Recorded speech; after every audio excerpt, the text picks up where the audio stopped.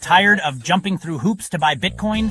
Frustrated with endless paperwork and invasive identity checks? Introducing Bitcoin Ben Crypto Club's loan program. No KYC required.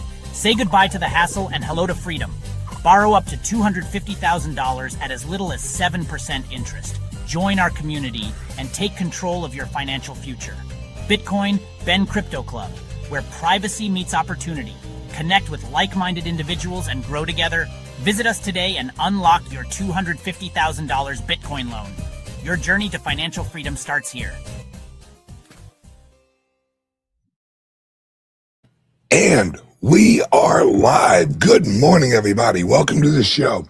It's another fucking day in the wild world of what the hell is going on. This is absolutely what we've asked for. We've asked for what is Epstein? What the hell's going on with all of these elites? What's up with why is showing an ID in an election in order to do a vote, why is that bad? Why are there so many illegal aliens in our fucking country? Why was it during Joe Biden's presidency? Why was the southern and the northern border, why was it wide open? And it wasn't just wide open. They were lifting up security fences to let people in. They were using heavy equipment to remove the fences and letting people in. This was an invasion. The only difference is that they didn't walk across with arms. They didn't have like AK-47s or anything like that as they were walking across. But it was an invasion into the population. And that's clear as a bell. There's no one who can argue against that. If they argue against it, they're lying. They're lying and they have an agenda. Now, isn't it odd? Everywhere they're rolling out and showing us fraud in government payments to the globalist bureaucracies inside the government and outside the government. We have billions of dollars going to NGOs. What is an NGO? Non-government organization. That right there lets you know it's absolute bullshit. It's just like the Patriot Act wasn't patriotic.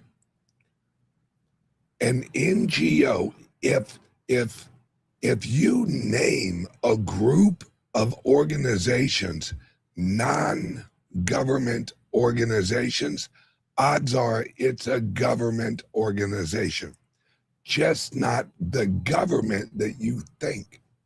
Because what we're realizing through Epstein and all of this is the U.S. government was not the authority in the U.S.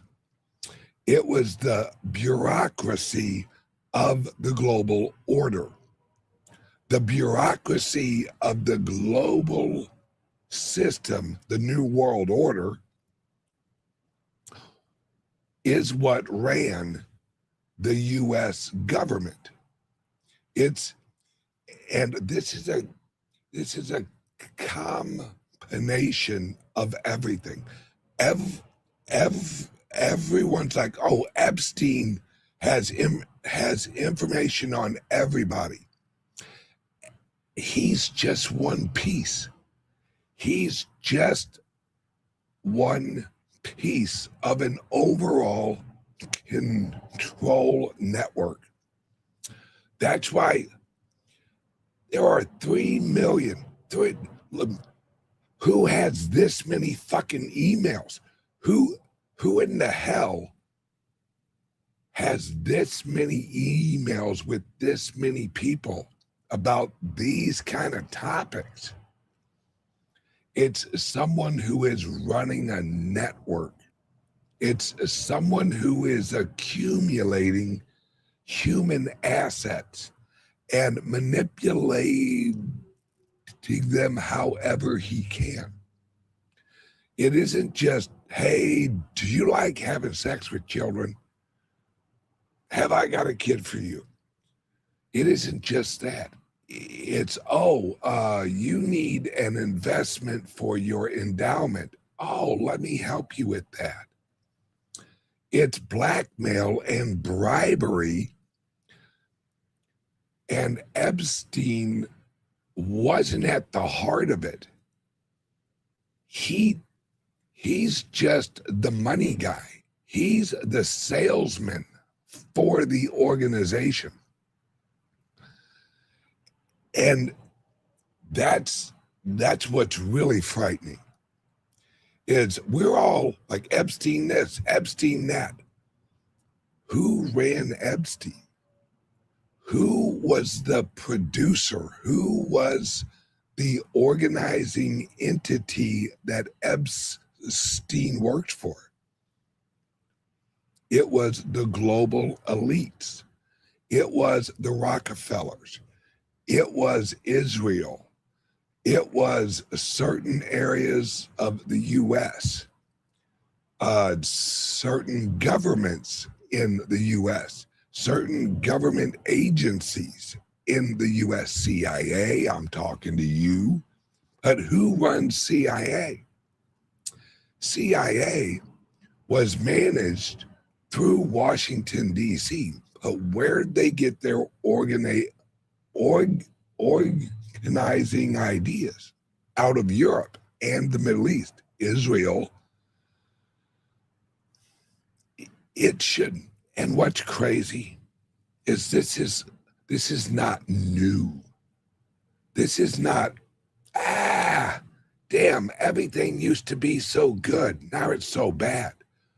No, this has been going on forever. It's just now with modern technology, we have a looking glass into it. We have a ledger of record, email, video. We have a ledger of record that we can now kind of start putting all of the little pieces together. We now, with the internet, we now have the capability of seeing all of the pieces and letting our heads accumulate information into an organization.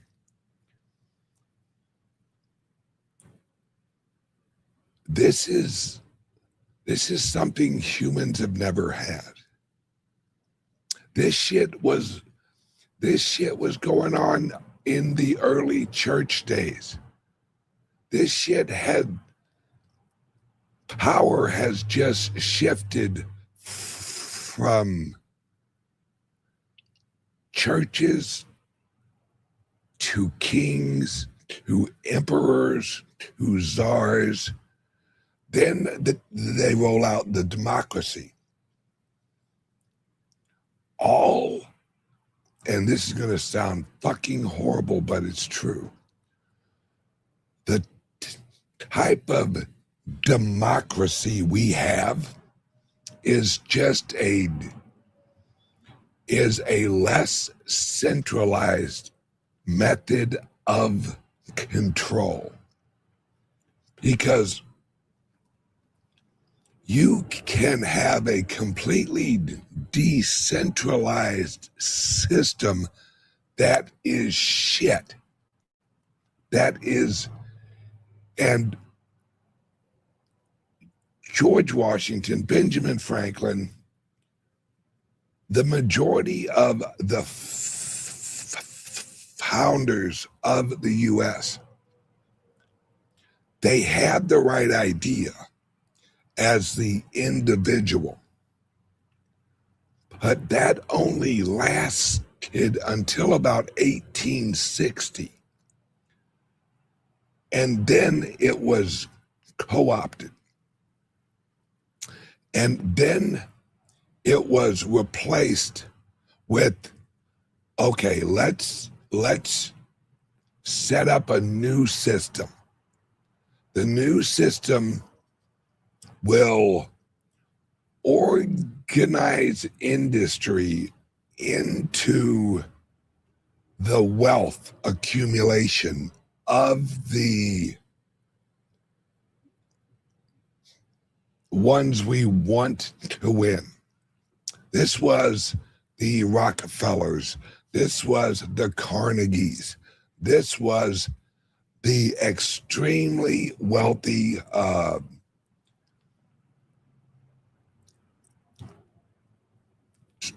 trust organizations. Then once you accumulated enough wealth into the hands of the new bureaucracy, the new elite, then you bring in Ted Roosevelt, and then you say, I'm going to break up the trust. The trust really didn't care because they had already monopolized the industries and the relationships of the organizing system, the organizing relationships. They were already so wealthy, it didn't matter.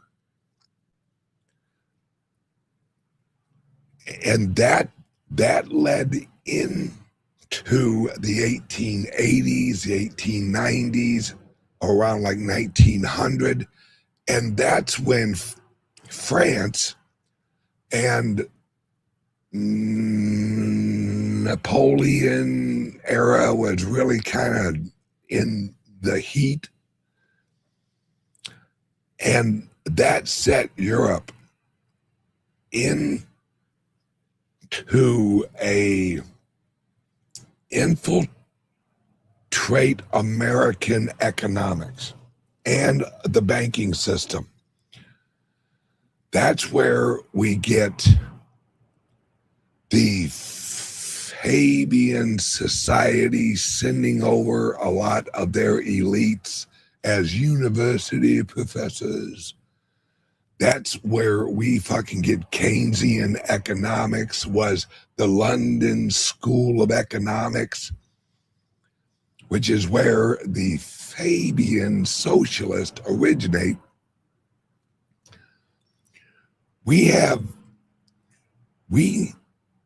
And that's once they set up the corporate structure after the Civil War, where they removed the trust structures and they replaced it with corporate structures. That's when they roll in the Federal Reserve, because the Federal Reserve's job initially was to distribute as much fucking currency, basically do airdrops. If you're into cryptos, you know what an airdrop is. It's basically, hey, we'll give you free tokens, you just use them. And that's what the Federal Reserve was. It was initially, we airdrop these U.S. paper dollars. That's why they decentralize the Federal Reserve, as they call it. They decentralize. Well, we have one in St. Louis. We have one in Chicago. We have one in Philadelphia. We got one in New York. Yeah, because those were the economic hubs of the time. So they put a Federal Reserve in all of the areas so they could distribute the paper money. It was just a big airdrop operation to have everyone in America using the dollar.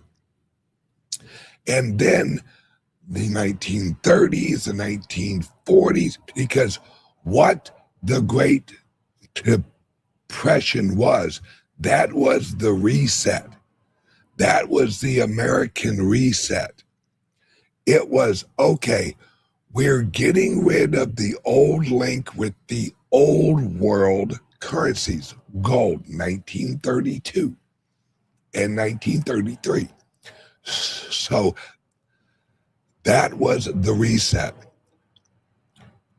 The Great Depression was and let me explain, it was the economic COVID of that break, because so many people were used to using a different type of currency, whether it was silver or local money or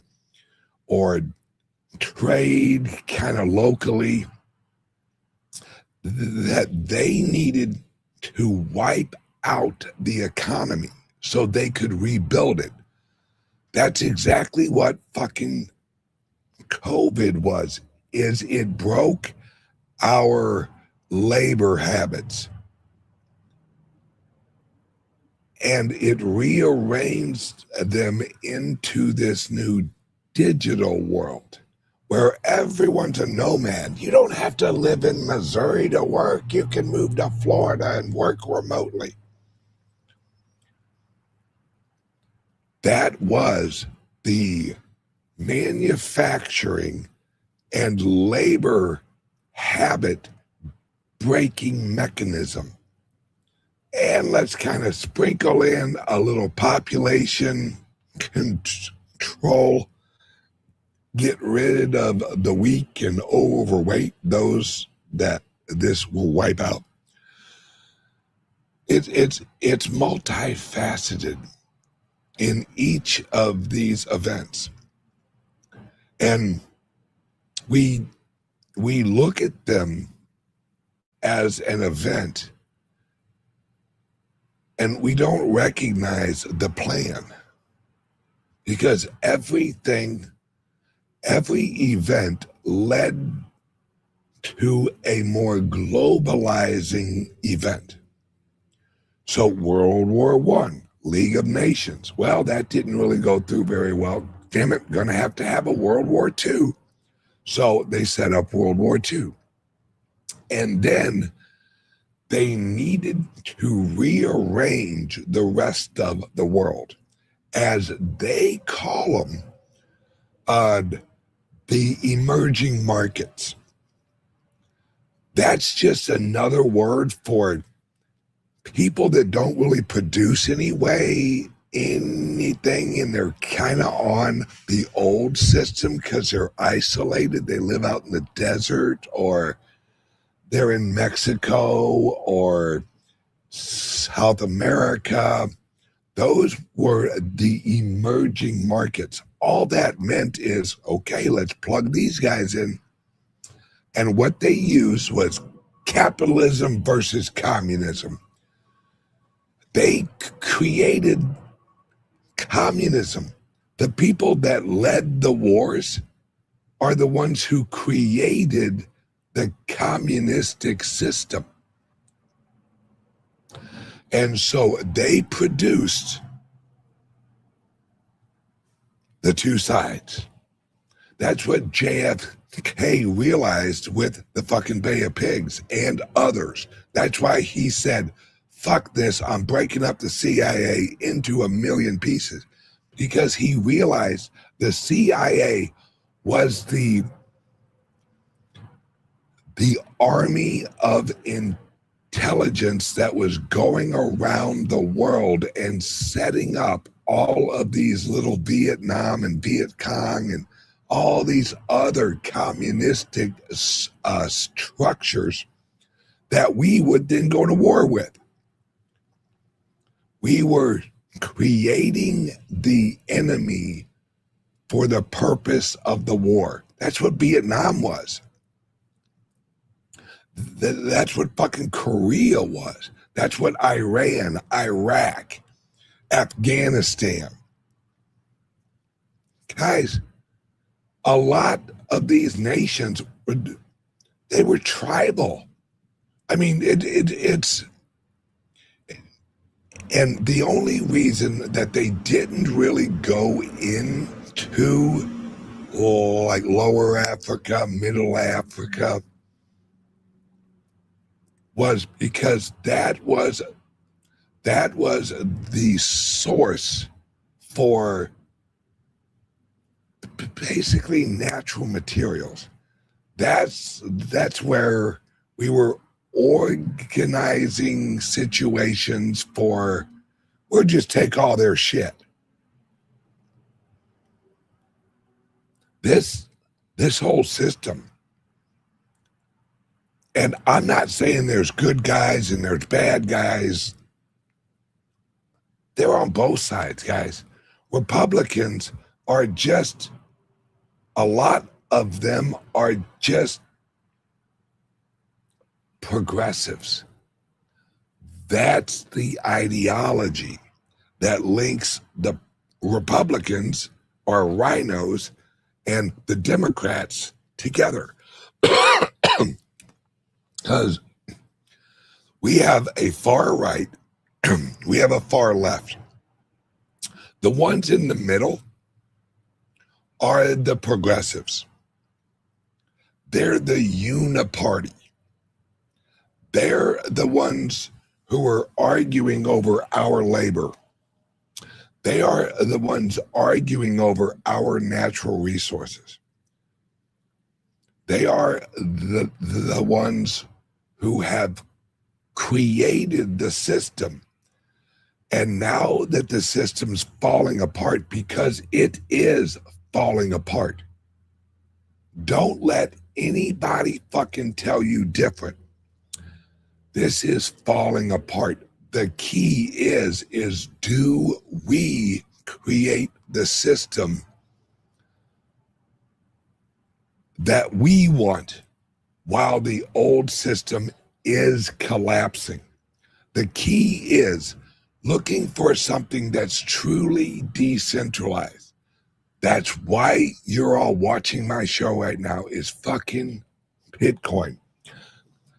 Whoever created it, I'm glad it's there.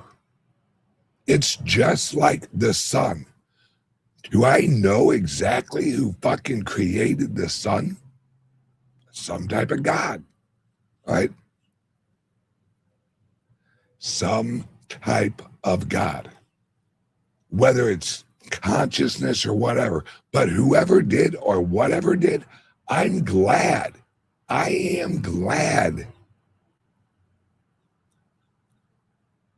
This is awesome. This is absolutely awesome. Because this is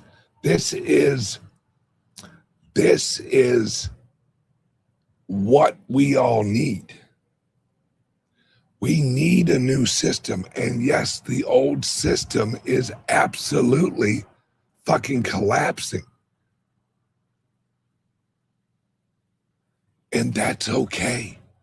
If we want to replace the old system, it has to collapse. It has to go away. We have to transition into something else. And that is what is important. There's nothing else as important as making sure that the old system is wiped out. And that includes all the Epstein shit. Anyone who is involved with that, anyone who was involved with child sex trafficking, fuck the prison, get out the guillotine. But what the elites know, and what a lot of us are starting to realize, fuck, it's everybody. There's a few who aren't involved in it, but holy fucking shit, it is literally all of the government structures, because this is what has been put in place, and these are the mechanisms they used to put them in place. This is what's we have to look at the bigger picture.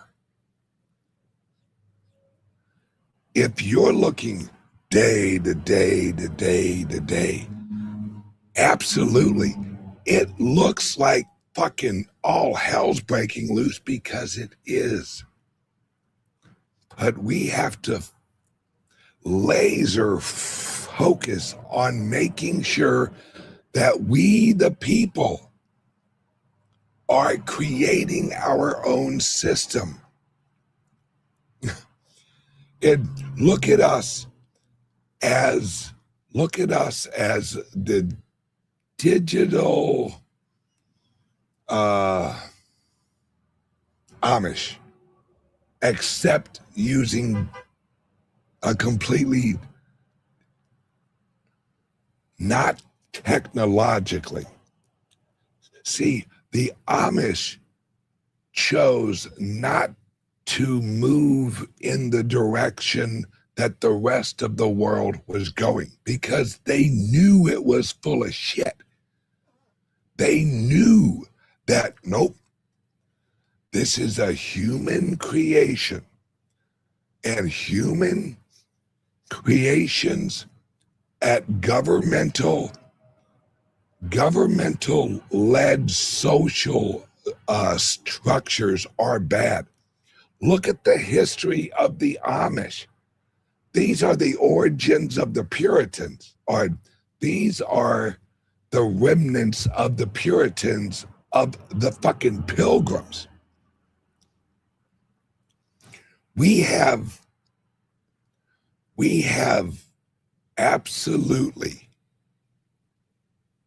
the chance to set up a new system that's outside the old system. And if you notice, please notice the old system, where are they running?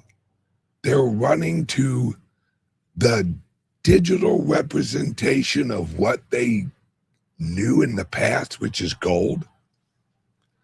And they're putting their foot into the digital new world of the Bitcoin, because they know that the gold mechanism, they think they can manipulate it even in a digital form, because there's no gold blockchain. Remember, the old system, they want to hold on to the ability to manipulate. With gold, even if it's fucking tokenized, you can do that. You're just replacing a paper derivative with a digital derivative. It's just an upgrade of asset representation. It's moving from the fax machine to email. One's paper, one's digital. But the Bitcoin, when you receive it, Receiving the Bitcoin is the receipt of the Bitcoin. It shows up on the blockchain. That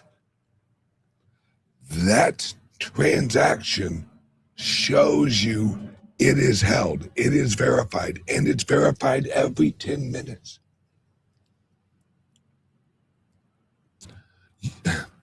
You can't shoplift fucking Bitcoin, right? You can't sneak it out the back door without somebody knowing it was moved. Because the back door is another location, and it verifies it every 10 minutes. Hold, please. Word from the sponsor. Ever wondered how safe your online activities really are? How secure is your digital footprint? In the vast realm of the internet, privacy and security are paramount. Without adequate protection, your personal data might be at risk. There are solutions to these issues, and today we're going to talk about two of them. Introducing Liberty laptops from CALIX Solutions. These cutting-edge devices are meticulously designed to bolster online privacy, providing you the liberty to surf the internet incognito. The World Wide Web can be a wild frontier, but with Liberty laptops, your online privacy is always protected. We also present you crypto laptops, designed with cryptocurrency users in mind. Equipped to support a myriad of wallets and exchanges, these laptops are tailored for seamless cryptocurrency transactions. They offer enhanced security protocols to keep your digital assets safe. Crypto laptops ensures a secure and smooth cryptocurrency experience. It's time to take control of your online privacy and security. Venture over to CALIX Solutions and explore our Liberty laptops and crypto laptops. Don't forget, our affiliate program lets you earn $50 per sale. Visit calixsolutions.io now or call 7028458276 for more information, because your online safety is our priority. All right. Welcome back, guys. All right. There is something. Hang on a second. There is something I want you to watch. All right. And I shared a link over in the chat, and I'm going to post this on X if you want to re-watch it. All right, there's a guy that works for the Trump administration, Jameson Greer. He was over at the Davos meeting, and Jameson Greer laid out, and I want to play some of this. All right, I want to play. Hang on one second. Let me know how. I'm going to play some of it just to give you a taste of why I want you to watch it, because it's so important that you realize how fundamentally we are shifting the global, or no, the American productivity and wealth creation system. We are moving it away from the old U.S. is the financial hub of the world. That's going away. That is going away because the Federal Reserve is the problem. The Federal Reserve System is the problem. It isn't the dollar in a philosophical way.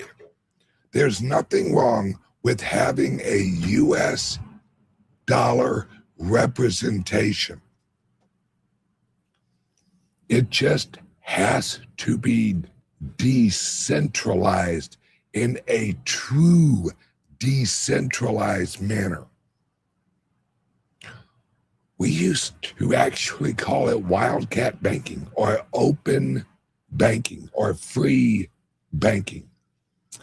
This is friggin' amazing. Once you wrap your head around what he's really saying,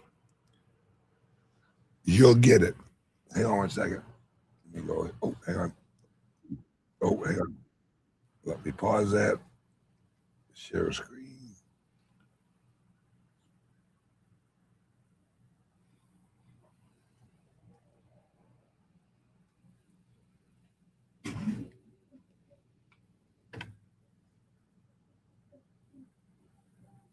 Has revived this approach with great effect.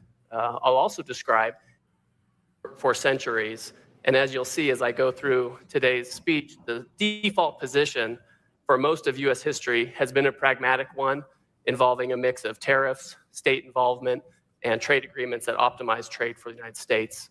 President Trump has revived this approach with great effect. I'll also describe in detail how this approach has influenced the rest of the world throughout history. And of course, I'll provide my views on how all of this is relevant for today as we face challenges in the international economic system. And frankly, after reviewing all of this, you may all agree with me that the problems and solutions of the past actually look a lot like the problems and solutions of today. This talk may get a little dense as we walk through American history. May feel like you're a little bit back in college, so just stay with me. Luckily, I'm standing, so I won't fall asleep. If you do, I forgive you. But we should start at the beginning. On another cold day, on December 5th, 1791, America's first Treasury Secretary, Alexander Hamilton, delivered something called the Report on Manufactures to Congress. In that report, Hamilton articulated a plan for the United States to shake off its economic dependency on the British Empire. In that report, Hamilton argued for a strong economic policy that would allow America to become an industrial power. He called for a combination of tariffs and subsidies to incentivize industrialization. Hamilton believed that such measures were necessary to promote the development of industries, like textiles at the time, that needed protection from dominant foreign producers to develop the scale that would allow them to supply US needs and also be globally competitive. This vision, as I will discuss, laid the foundation for American and even global prosperity in the 19th and 20th centuries. Hamilton immediately shifted from words to action. He created something called the Society for Establishing Useful Manufactures, and he founded the city of Paterson, New Jersey to sustain this. It was a government-backed industrial organization, and it made large investments in textile infrastructure and soon blossomed into a massive and durable industry. This growth continued unabated for about 2 centuries, and by the 1890s, nearly half of all silk in the United States was processed in this tiny city of less than 9 square miles. Now, what's interesting is that the manufacturing ecosystem that emerged in Paterson made it a hub of activity far beyond textiles. New factories kept springing up in the city, making rail cars, pipelines, and weather balloons. A prototype submarine was developed in Paterson, New Jersey in the 19th century. And by the 20th century, Paterson had become an aerospace hub.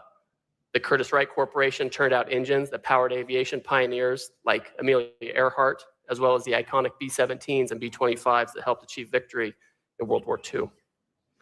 But as the 20th century came to a close, the industrial might of Paterson began grinding to a halt. Other nations had learned Alexander Hamilton's lessons, while American leaders slowly forgot them. As the United States chose to favor more imports and mothball its original industrial policy toolkit, countries across Europe and Asia actually doubled down on that American toolkit. While American policymakers decided to abandon manufacturing and production to some degree, our trading partners pushed for dominance in sectors we failed to prioritize or even voluntarily let go. New Jersey lost almost 47% of its manufacturing jobs after 1994. In the period after the United States entered the World Trade Organization, the North American Free Trade Agreement, NAFTA, and granted China permanent normal trade relations. Paterson then became one of the poorest cities in the United States.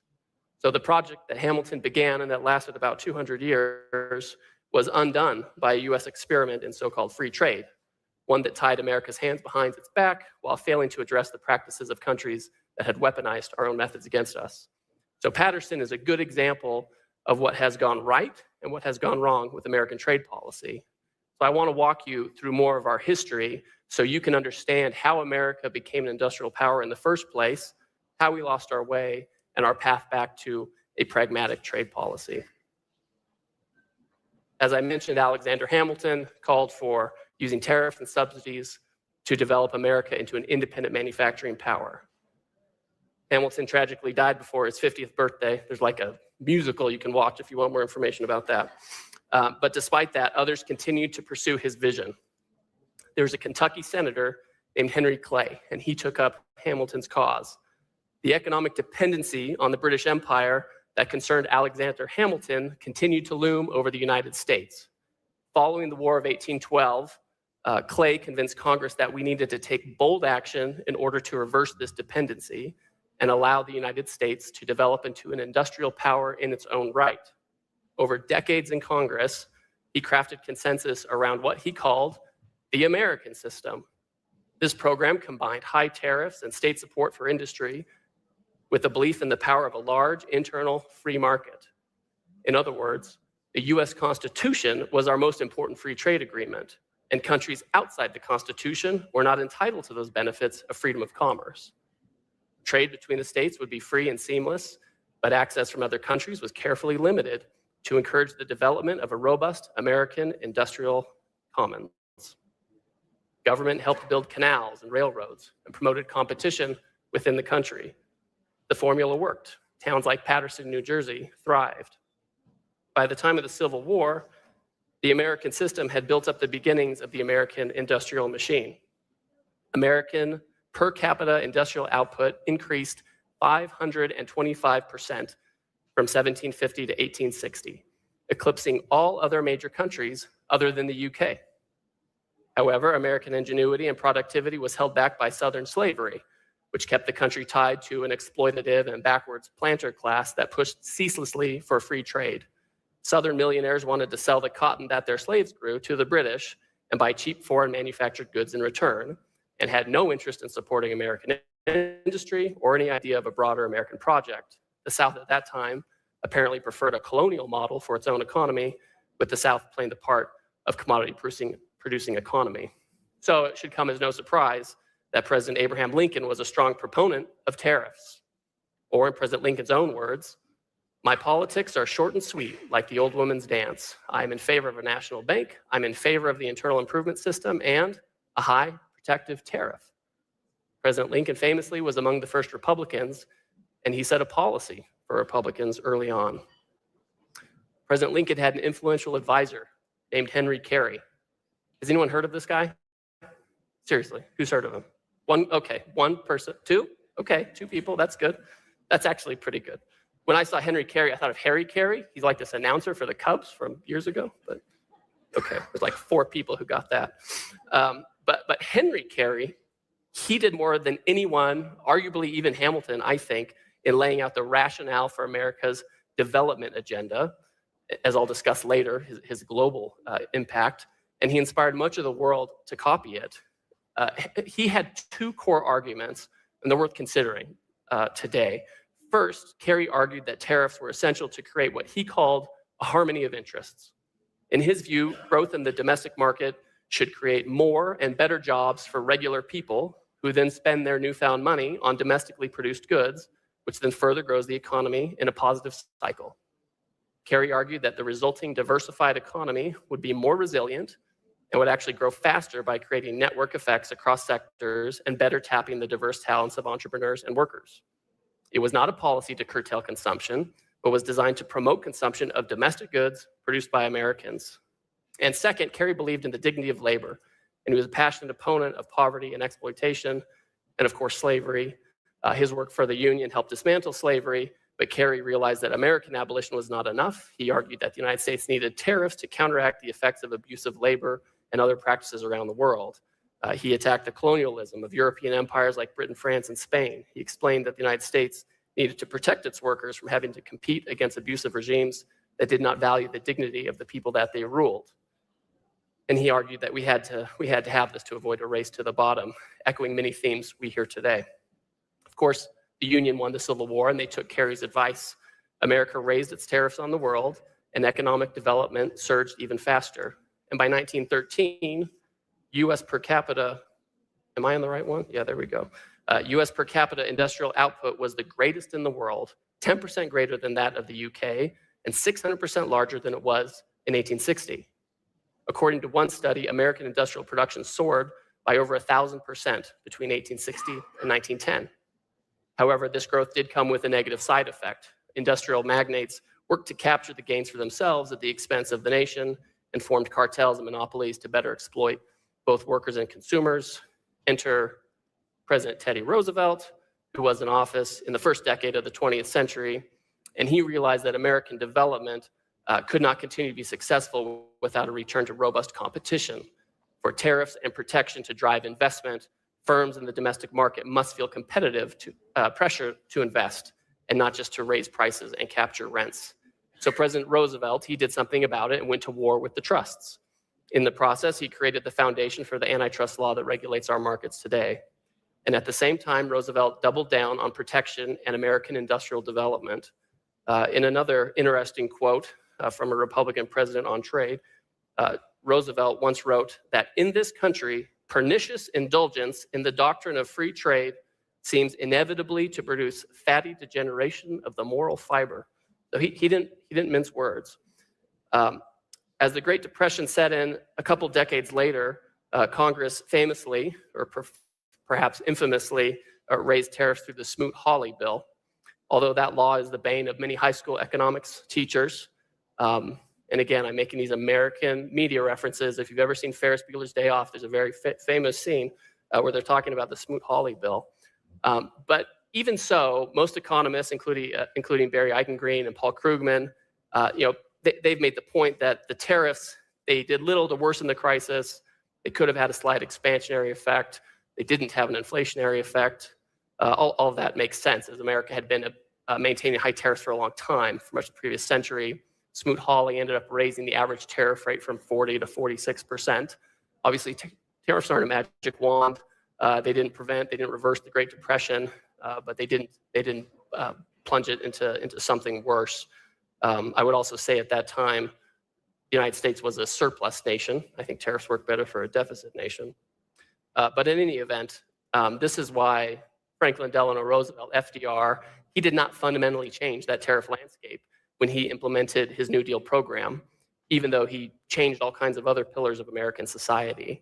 The 1936 Democratic Party platform emphasized that FDR's administration would, this is the quote, continue as in the past to give adequate protection to our farmers and manufacturers against unfair competition or the dumping on our shores of commodities and goods produced abroad by cheap labor or subsidized by foreign governments.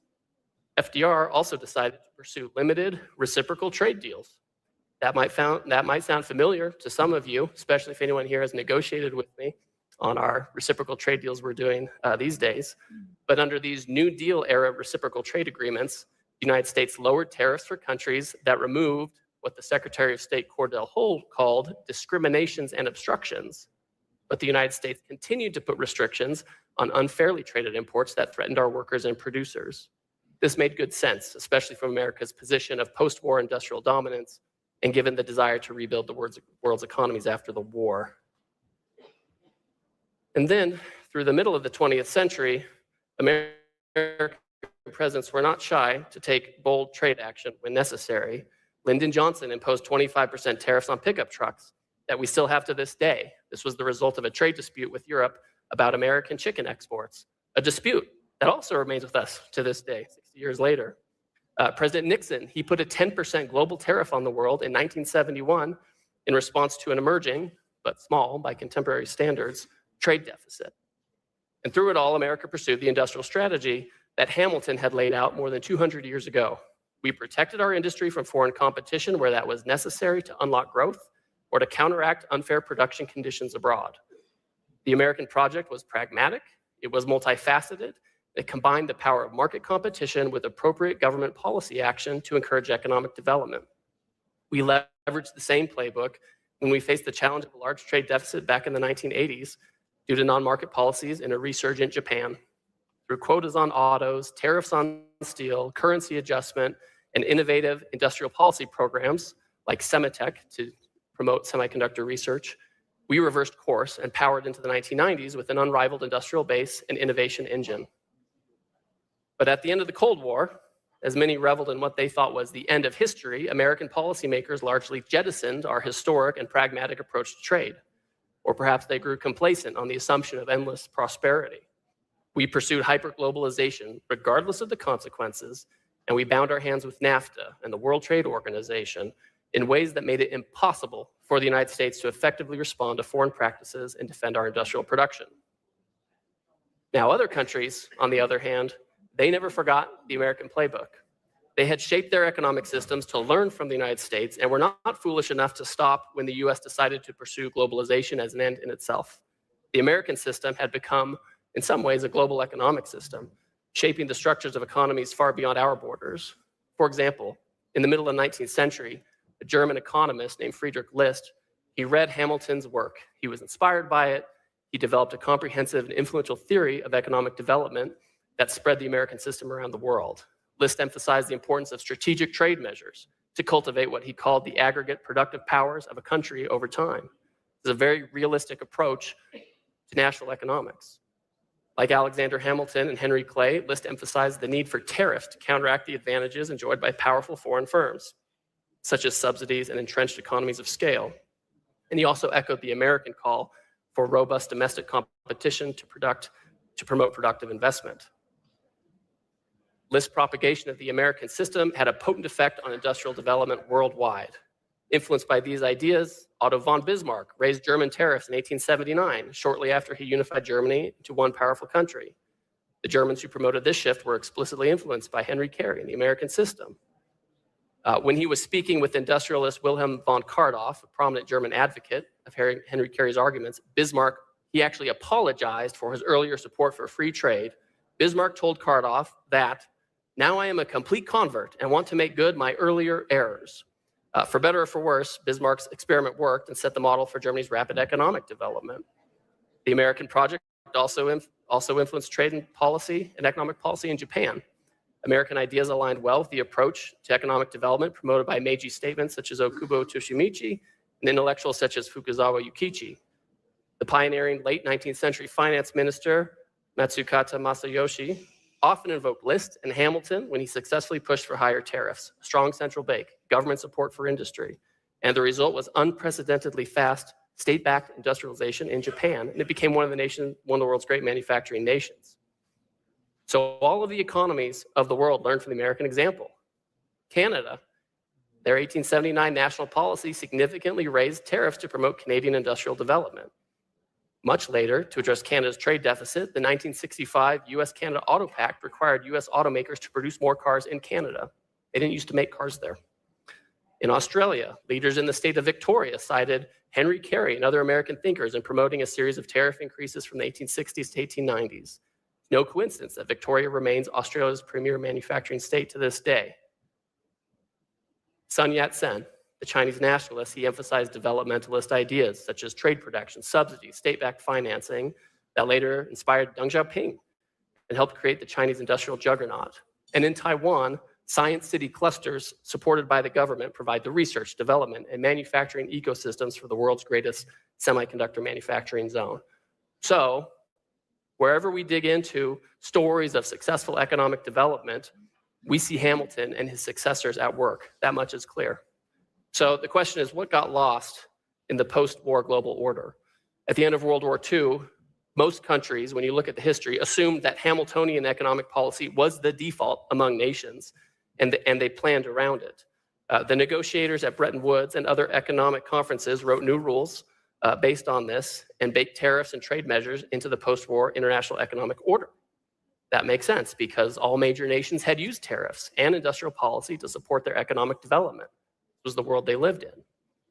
The question for the international trading system, however, at that time, again, to quote Friedrich List, the German academic from 1837, was how can the common interests of the various nations best be served and how opposing interests could be reconciled? This was a particularly important question to a world still reeling from World War II. The Allies desired to create institutions to resolve economic conflicts amongst themselves while allowing different countries to pursue their own development agendas toward the goal of reconstruction. This was not an easy task, Solutions were not obvious. In retrospect, there are things we could and should have done differently, but that's the world they were facing. John Maynard Keynes, the British economist and the British representative to the Bretton Woods Conference, he had an idea for how this could be done. He argued that the international economic system needed to be organized around the principle of balanced trade. And that's what we talk about today. Nations could pursue what Keynes called national self-sufficiency through different models of economic development. But a requirement of long-term balanced trade would protect everyone against so-called beggar thy neighbor tactics.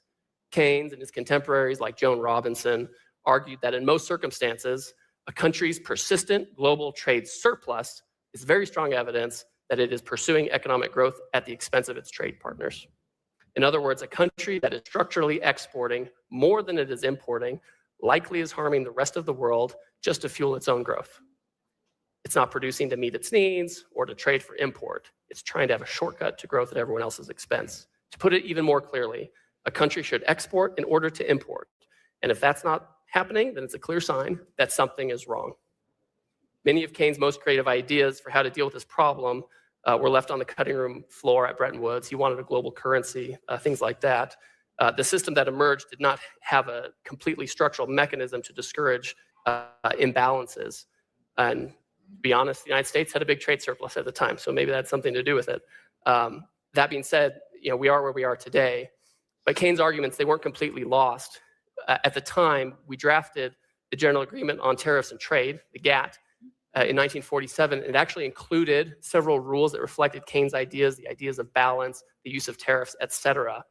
And this text, the GATT text, is still the text underpinning the World Trade Organization agreements. And these ideas of Hamilton and Clay and Carey, you can read them, you can see them in the GATT. For example, Article 18, it's called Governmental Assistance to Economic Development. So this is an idea they incorporated. It explicitly states that it may be necessary in order to implement programs and policies of economic development designed to raise the general standard of living to take protective or other measures affecting imports. Now, the GATT would say that such tariffs could only be used by countries looking for a progressive development of their economies, but isn't that what everyone's looking for? These days, lawyers in Geneva will say that that section is only for self-declared developing nations, but I think every nation wants to be developing. The GATT also incorporated tools that countries can use to push back against imbalanced trade and its harmful effects. In Article 12, it says that countries that have a persistent trade deficit can impose tariffs to protect the balance of payments. This means that deficit countries can use tariffs to protect their citizens from harmful effects such as excessive debt or currency devaluation that would otherwise be transmitted to them by the policies of the persistent trade surplus nations. In other words, it stops countries from externalizing their own overproduction or lack of domestic demand to other countries. And then, of course, Article 6 really contains a reference to Henry Carey's arguments about protecting workers from bad practices abroad. That section says that countries can raise tariffs to respond to foreign subsidies or dumping. And all developed economies regularly use these tools to this day. And the list goes on and on. The international trade rules, as originally written after World War II, do not promote free trade as an end in itself. That's something that developed after World War II. They acknowledge, those rules acknowledge that countries use tariffs that they need to develop and that they need to intervene to protect their economies and protect against imbalances. The GATT rules were intended to be flexible. They allowed countries to use methods they needed to support their economy while trying to resolve conflicts that inevitably emerged. But these original goals and principles that we can see written into the GATT were rejected as the Cold War ended. With the WTO, we created a rigid dispute settlement system filled by unaccountable bureaucrats in Geneva, a couple of whom are here who work for the United States, so that you too. And they interpreted the rules so narrowly that they lost much of their intended flexibility. And oftentimes the United States ended up changing our laws to accommodate what was found in Geneva, even though we had negotiated for something different at the bargaining table. And we allowed large non-market economies into the world trading system, gave them the same tariff treatment as we did to market economies, and we didn't hold them accountable to the commitments they made in the process. At the same time, the United States unilaterally disarmed. We slashed our tariff rates below the rates of nearly all our trading partners. We opened our borders to unprecedented and nearly unlimited flows of foreign labor, capital, goods, and services.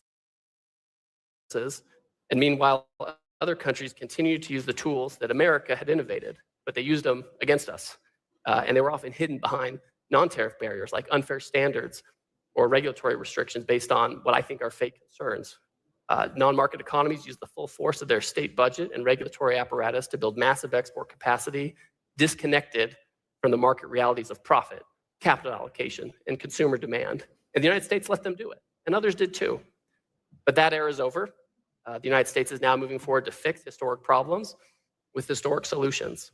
As Americans take active steps to rebalance our own trade, our partners, of course, are free to join with us to build a new international economic system that's adapted to today's challenges.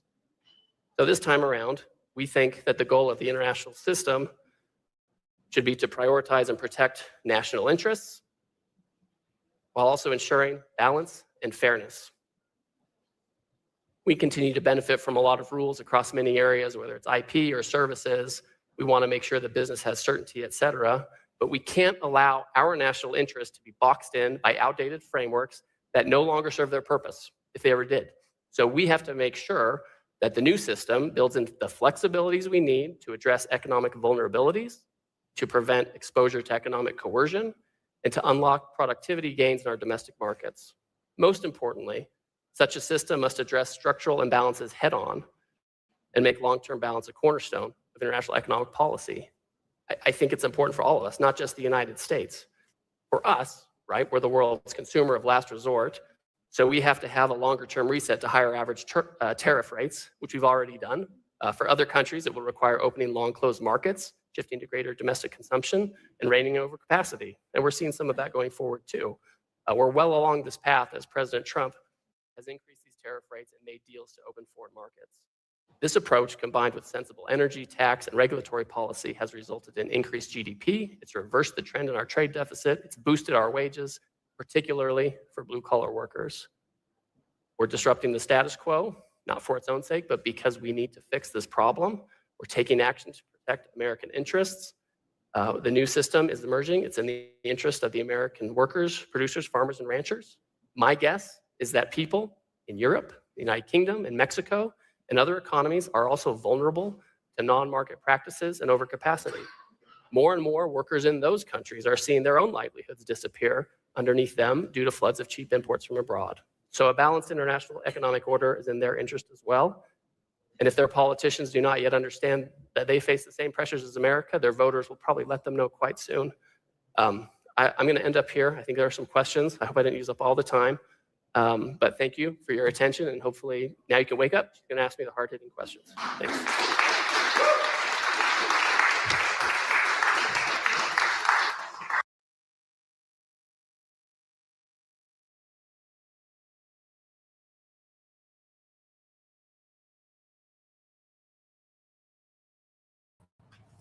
All right, let me explain. It seems like there's a little confusion out in the chat area.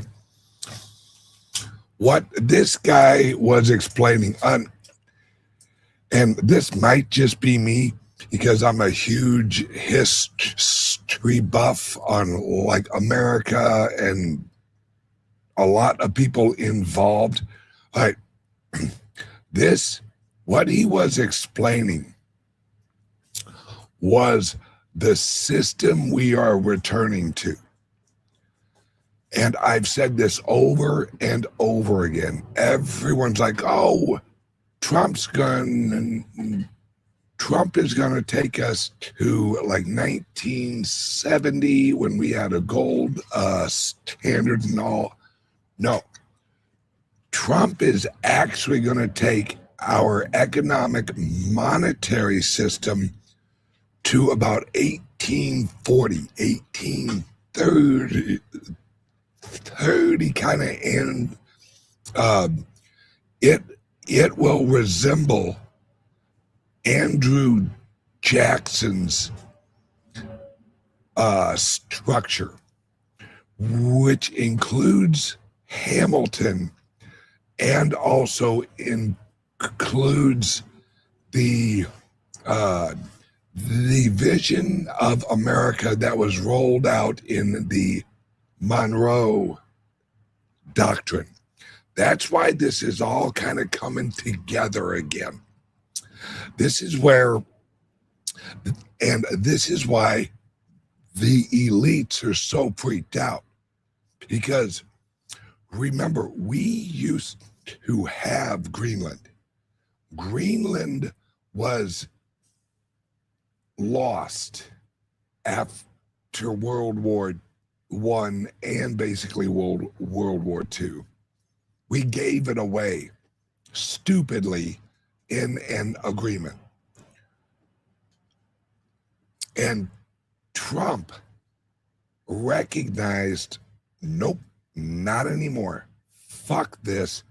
And what he's returning us to is the real American economic and monetary system of early America. And you have to also remember, everyone's like, why in the fuck is Greenland ran by fucking Denmark? Well, that also involves history, because Denmark wasn't always as it is right now. It used to have a lot of influence in the world pre like 1900, pre like 1915. So they were relatively relative at that time. And we are moving into a whole new system. That's why, guys, I just left Texas yesterday, working on launching a mining company for the Bitcoin, because the new system is going to, and I've said this before, energy is the new currency. It really always has been. It's just now we have a monetary representation of pure energy. And that's where this is all leading to. And the reason I know this is because if you see how they're lining everything up with oil and nuclear and fusion, they're setting it up where energy prices are going to plummet. Energy prices are going to drop like a rock. But in that scenario where energy is basically free or near free, that eliminates the profit in the production of the energy, unless you include a profit mechanism in the energy sector. And that profit mechanism is the Bitcoin, where you switch from, well, we use energy, or we create electricity so that we can actually send it out, and we send people an electric bill, they pay the electric bill, and that's how we actually make our revenue. As energy prices drop, the energy companies have to replace the income that was originally at us. We would actually pay our electric bill to something that is decentralized system of taking electricity and creating something of value that is globally traded. This is what they're moving to. If you look at the legislation, if you look at what they're investing in, what the US is really lining everything up for is cheap electricity. And as, like I've said, as electricity prices drop, you no longer cover your cost with the usage of energy of humans and shit like that. You replace the profit with the production of the Bitcoin. And that's what everything's moving towards. And once you really wrap your head around that, you realize what's going on right now is they're shifting the old system is shifting the purchasing power out of the old dollars, the old fiat, and they're shifting it into gold and silver a little.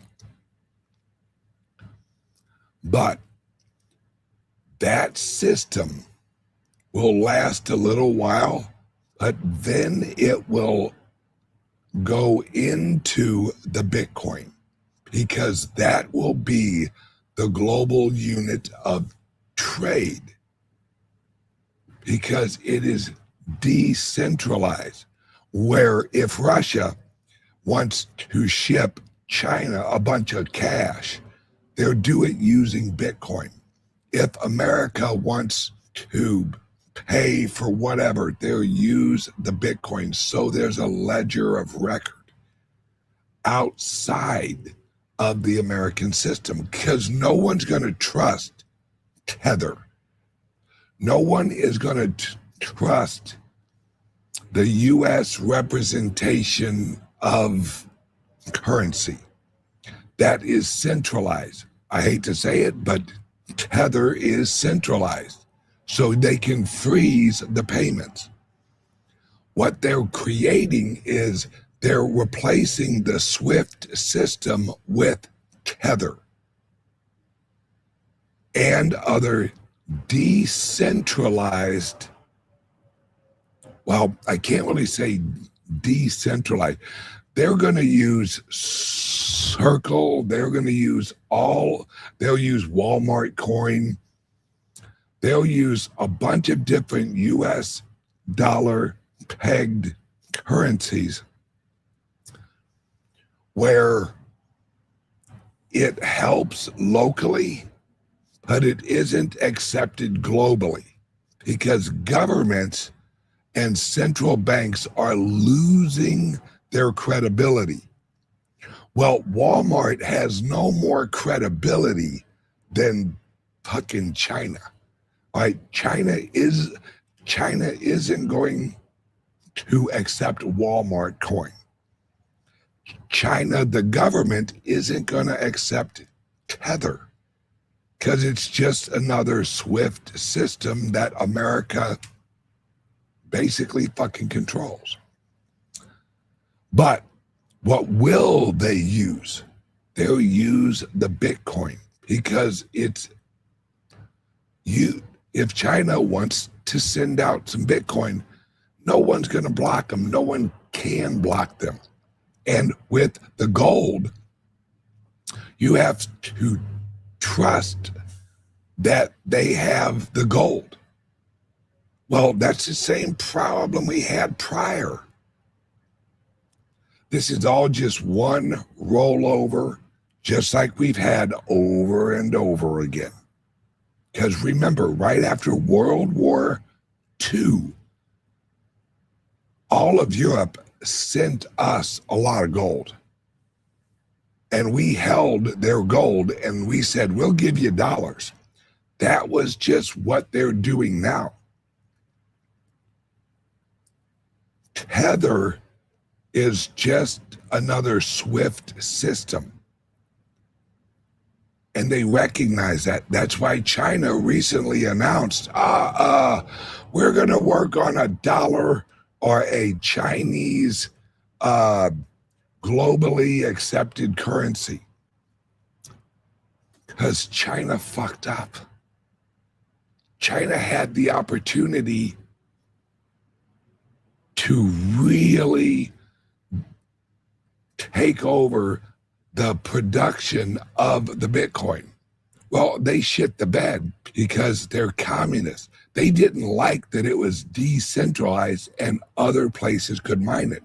So their need for fucking control is what wiped them out with the adoption of the Bitcoin.